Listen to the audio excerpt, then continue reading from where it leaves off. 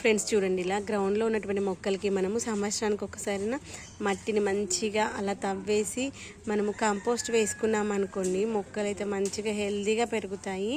అందుకే చూడండి వాళ్ళ చెట్టు మంచిగా దానిమ్మ కాయలు కూడా మంచిగా వస్తాయి. మొన్న వాళ్ళు పెయింట్ చేసినప్పుడు దానిమ్మ చెట్టును మొత్తం క్లోన్ చేశారనమాట. ఇప్పుడు చూడండి, అవసరం లేని మొక్కలన్నీ తీసేసి మిగిలిన మొక్కలన్నీ మంచిగా పెట్టేసుకుంటున్నారనమాట.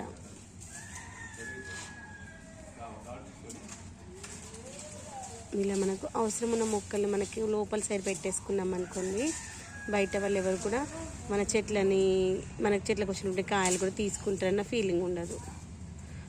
ముఖ్యంగా ఏంటంటే కొమ్మలు లేకుండా, సైడ్ బ్రాంచెస్ లేకుండా మెయిన్ మొక్కని చాలా పెద్దగా పెరిగేంత వరకు ఓన్లీ సింగిల్గా ఉంచాలన్నమాట. తర్వాత మాత్రమే దానికి సైడ్ బ్రాంచెస్ వచ్చేలాగా ఉంచాలి.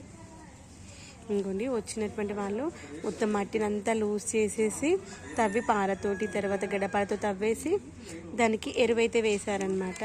అలా మన సంవత్సరానికి ఒకసారినా వేపిస్తూ ఉండాలి, అప్పుడే మొక్కలు మంచిగా వస్తాయన్నమాట.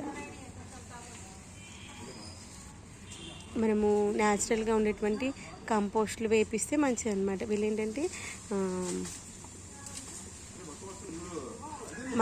కౌ మన్యూ తెచ్చుకున్నారు, తర్వాత వచ్చేసి కంపోస్ట్ కూడా తెచ్చుకున్నారనమాట.